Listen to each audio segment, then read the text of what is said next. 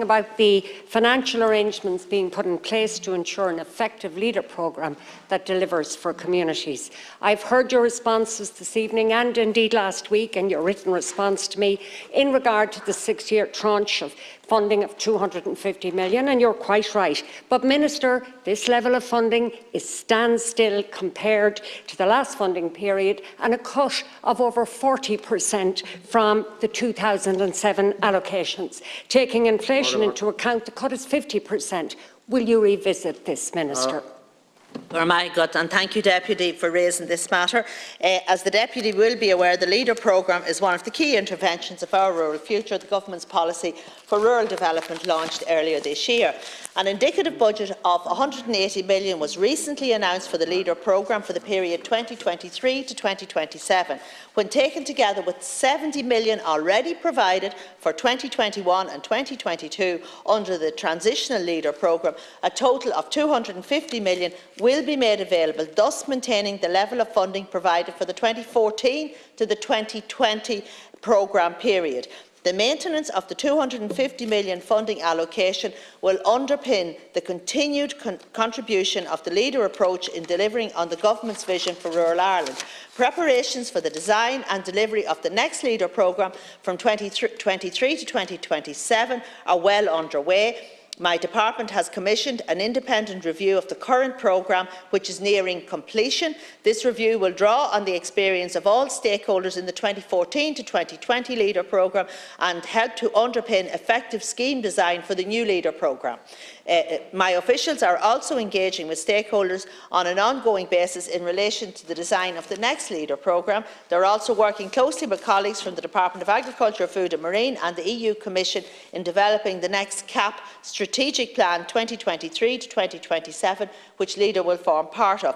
The ongoing engagement and consultation with stakeholders, combined with the funding allocation indicated, will ensure that the Leader programme from 2023 will continue to support and further develop our rural communities and businesses. And I think what's important to say is that through all of the other schemes that we have, there's a huge amount of, and in fact unprecedented investment in rural Ireland. And when you're comparing different periods, if you go back to 2007 to 2013, we didn't have all of these other funding schemes that we have now that are investing in rural Ireland. Thank you, Minister. Look, you and I agree. The Leader programme supports community-led local development. It's unique. And as an MEP, I was proud to see a Court of Auditors report back in 2010 saying that the Irish model was best practice. But since then, what's happened? We've significantly minimised the active role of the local community in the context of decision-making with regard to funding decisions for Leader, with the exception of a few independent Leader companies, and we've cut the funding. Look, I agree with you on the funding figures, but in my own constituency, the reality is, if we take inflation into account, and it's not high, it's only 10% since 2007, but taking that into account, there's a 28% cut in Sligo and Leitrim, Sligo and Roscommon, and a 47% cut in Leitrim since 2007. Yes, Leitrim Development Company, Roscommon Leader Partnership and Sligo Leader Partnership do great work, but these cuts mean they have to cut back on the supports and resources for their local communities.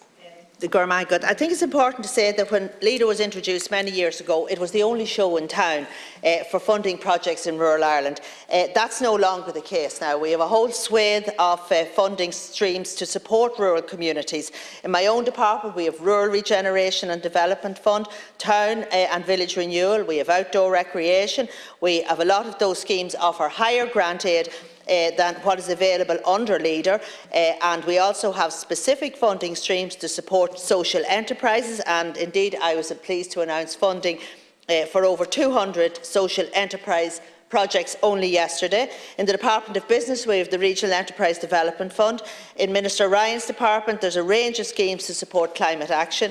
And of course, Leader complements all of those programmes, but it would be wrong to try and portray that it was the only support for rural communities. And I think, Deputy, you will acknowledge that. And in terms of the the funding, the 70 million transition funding is over 2 years, and there's a number of allocations made there, but on average, I just have to get the figure here, it hasn't been quite, sorry, just 1 second. 33% is what has been allocated to date out of the 70 million.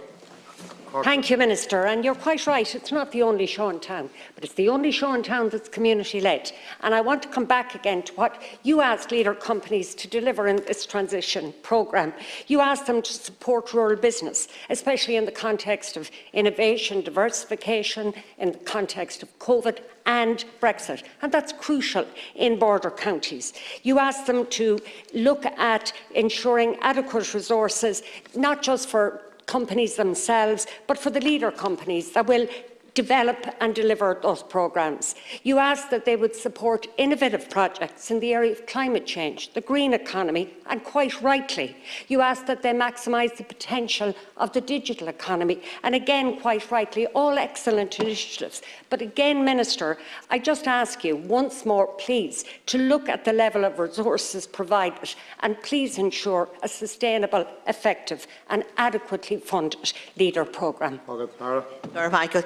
I actually believe that it is an adequately funded leader programme, and but what a leader does is it complements all of the other funding programmes, and it's about people working together, and that's where we get the results. Because you mentioned the border. Not alone have we the Regional Enterprise Development Fund, we have the Border Enterprise Development Fund specifically for the border region because of the impacts of Brexit, and that's run out of the Department of Enterprise, Trade and Employment. We have the local enterprise offices. They do great work in terms of working with businesses. But what we want to see is this joined up thinking between the leader, the local authorities, the local enterprise offices and IDA and Enterprise Ireland all working together, because at the end of the day what we want to see is more jobs and more investment through different schemes in rural Ireland. Just in terms of your own Sligo lag you mentioned there, they were allocated 2.2 million under the transitional programme, of which nearly 1.7 million will be allocated for new projects.